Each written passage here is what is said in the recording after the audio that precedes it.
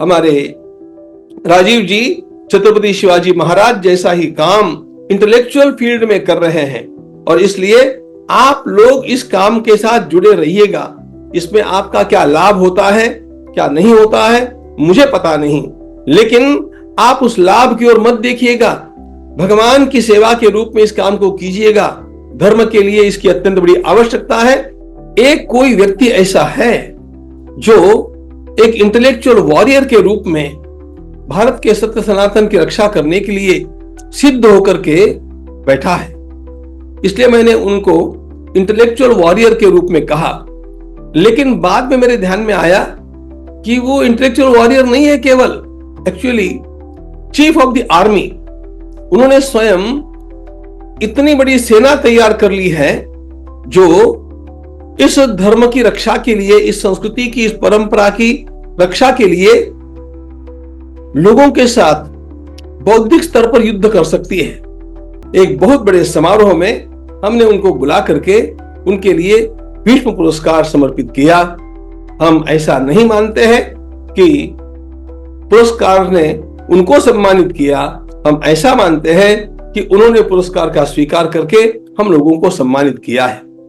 जिसके जिसके मन में हमारे धर्म की रक्षा के लिए आत्यंतिक लालसा है, वह हर व्यक्ति जब राजीव जी के और इन्फिनिटी के ग्रंथों को पढ़ता है तो अपने आप वह उसका स्वयं प्रचारक बन जाता है।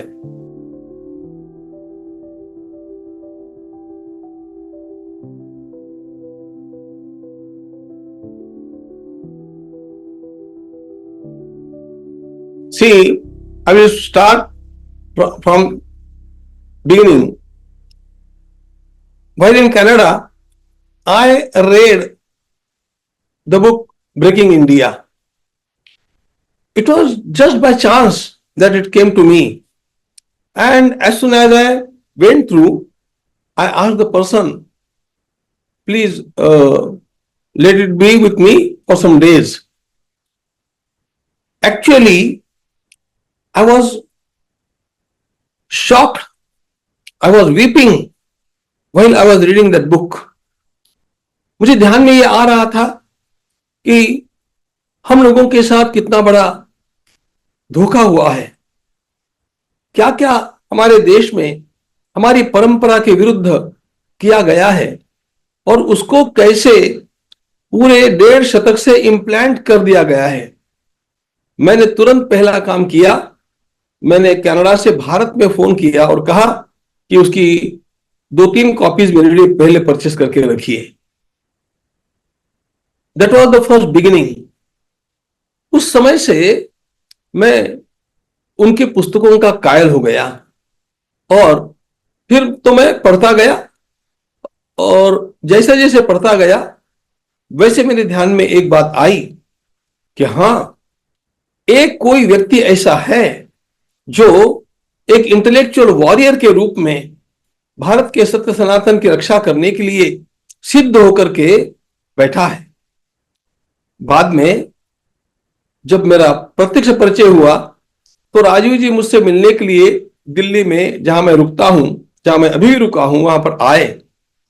हमारी बातचीत भी हुई और उसके पश्चात मेरे ध्यान में और एक बात आई। हमारी परंपरा को नष्ट करने के लिए विदेशों में जो बहुत बड़े षड्यंत्र चल रहे हैं, उन षड्यंत्रों का उत्तर देने वाला कोई चाहिए था। वह कार्य उन्होंने आरंभ किया, इसलिए मैंने उनको इंटेलेक्चुअल वॉरियर के रूप में कहा। लेकिन बाद में मेरे ध्यान में आया कि वो इंटेलेक्चुअल वॉरियर नहीं है केवल, actually chief of the army. उन्होंने स्वयं इतनी बड़ी सेना तैयार कर ली है जो इस धर्म की रक्षा के लिए, इस संस्कृति की, इस परंपरा की रक्षा के लिए लोगों के साथ बौद्धिक स्तर पर युद्ध कर सकती है। आज उसी की आवश्यकता है और वह काम उन्होंने बखूबी, अत्यंत कुशलता के साथ इतना व्यवस्थित किया, इतना अच्छे ढंग से किया कि हम तो वास्तव में हृदय से प्रशंसक बन गए। और बाद में हम लोगों को लगा कि हमारी संस्था के द्वारा दिया जाने वाला जो सर्वोच्च पुरस्कार है, जिसे हम भीष्म पुरस्कार कहते हैं, उसके लिए उनको आमंत्रित किया जाए और पुणे में एक बहुत बड़े समारोह में हमने उनको बुला करके उनके लिए भीष्म पुरस्कार समर्पित किया। हम ऐसा नहीं मानते हैं कि पुरस्कार ने उनको सम्मानित किया, हम ऐसा मानते हैं कि उन्होंने पुरस्कार का स्वीकार करके हम लोगों को सम्मानित किया है। मेरे मन में उनके लिए अपार आदर है, क्योंकि सीमा पर लड़ने वाला सैनिक अपना काम करता है, लेकिन बुद्धि के क्षेत्र में तर्कयुक्त और बिल्कुल ऑथेंटिक पुस्तकें लिख करके और उनका व्यवस्थित प्रचार करके वे हमारी संस्कृति की रक्षा के लिए जो योगदान दे रहे हैं वह अत्यंत अपूर्व है, बहुत प्रशंसनीय है, अभिनंदनीय है। और इसलिए मैं उनका और उनके द्वारा संचालित इन्फिनिटी का बहुत बहुत अभिनंदन करता हूं। जिसके जिसके मन में हमारे धर्म की रक्षा के लिए आत्यंतिक लालसा है, वह हर व्यक्ति जब राजीव जी के और इन्फिनिटी के ग्रंथों को पढ़ता है तो अपने आप उसका स्वयं प्रचारक बन जाता है। मैं स्वयं लगभग बहुत चूजी हूं, कभी भी किसी की प्रशंसा करनी है तो मैं थोड़ा सा रिजर्व लेता हूं, लेकिन he compelled me to praise him, और मैंने स्वयं उनके ग्रंथों का बहुत प्रचार किया है। जिन जिन लोगों के पास मैंने उनकी बात की है वो तो मैंने खुले मेरे डिस्कोर्सेस में भी की है, मेरी मीटिंग में भी की है, उन लोगों ने भी अन्य लोगों को इंस्पायर किया है। तो इस प्रकार यह चेन बढ़ती गई, ये ऐसे ही बढ़ती जानी चाहिए और इसी प्रकार इसका अधिक अधिक प्रचार होते रहना चाहिए, ऐसा मुझे लगता है।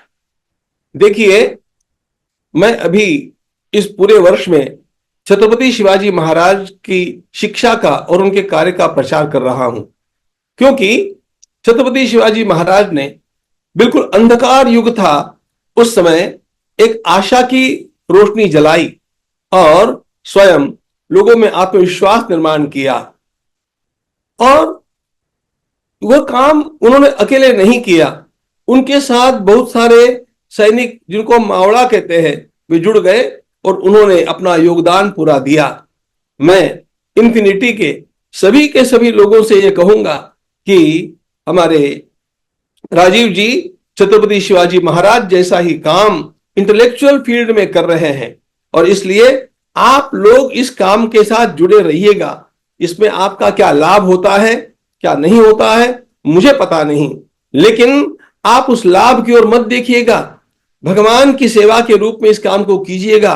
धर्म के लिए इसकी अत्यंत बड़ी आवश्यकता है और इसलिए अन्य सारे प्रलोभनों को दूर रख करके, क्योंकि कभी कभी अच्छे कार्यकर्ता को अन्य इंस्टीट्यूट से प्रलोभन आते हैं, उनको दूर रख करके निष्ठा के साथ इस काम को निभाइएगा, कीजिएगा, करते रहिएगा। मैं छत्रपति शिवाजी महाराज के जो मावड़ा रहे उनका वर्णन औरंगजेब ने किया था और वह बड़ा सटीक वर्णन है। औरंगजेब ने कहा अपने शाहजादों से कि मुझे शिवाजी महाराज के उन मावड़ाओं का बड़ा आश्चर्य लगता है जो थकते नहीं, रुकते नहीं, झुकते नहीं और बिकते नहीं। माननीय राजीव जी ने यह जो काम किया है वह अपने प्रलोभनों पर विजय प्राप्त करके किया है। उनका भारत में अच्छा व्यवसाय था, उनको यह सब करने की आवश्यकता नहीं थी। सामान्य व्यावसायिक के रूप में वे एक सक्सेसफुल व्यक्ति यहां पर भी थे।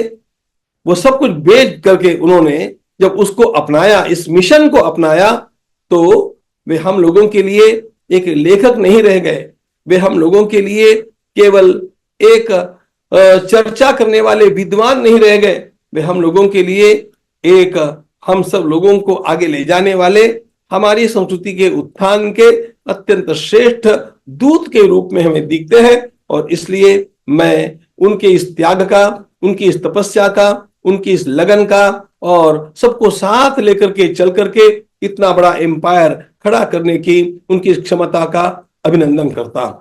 मैं इन्फिनिटी के सारे लोगों से यही कहूंगा, आप कृपा करके भगवान के लिए थकना नहीं, रुकना नहीं, झुकना नहीं और बिकना भी नहीं। इतना काम आप कर लेंगे तो ध्यान रखना, आने वाले दिन भारतीय संस्कृति के हैं, हमारे भारतीय राष्ट्र के हैं और यह भारतीय राष्ट्र विश्व के कल्याण के लिए है और उसके सामर्थ्य को बढ़ाने का जो काम आप लोग इतने दूर रह करके कर रहे हैं, आपका पुनः पुनः अभिनंदन अभिनंदन, आपकी इस निष्ठा को अभिवादन।